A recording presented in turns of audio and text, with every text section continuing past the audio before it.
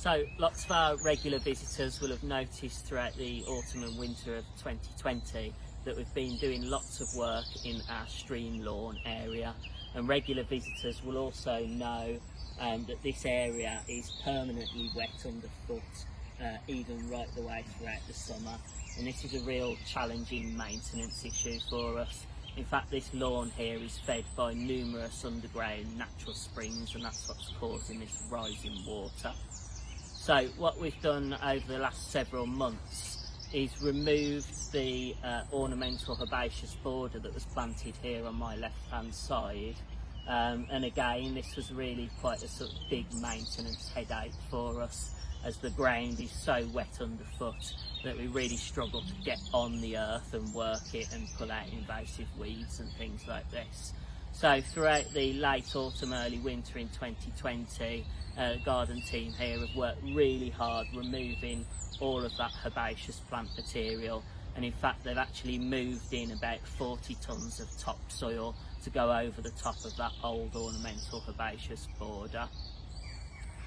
Now the weather's starting to get better as we move into spring 2021, we can now come back down into this area and continue our project work.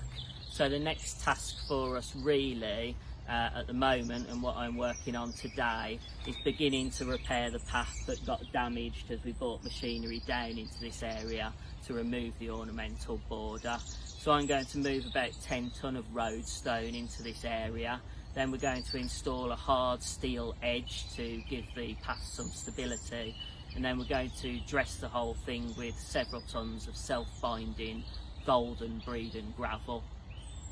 Next task after that will be to sow some grass seed on this bare earth that you can see on my left hand side here, and that will establish a sward or a base pallet, if you like, for the next stage of the project.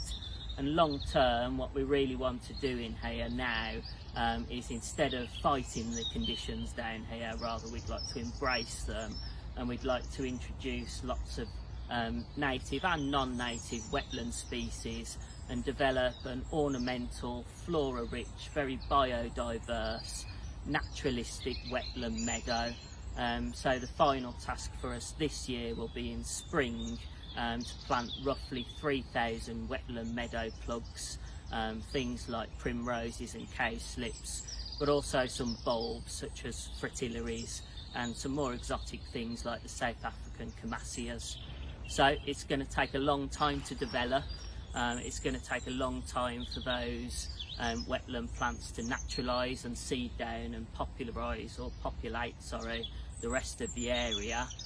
but it's a really exciting project for us. I'm really excited about it, and I hope you enjoy coming back to see how it develops over the coming months.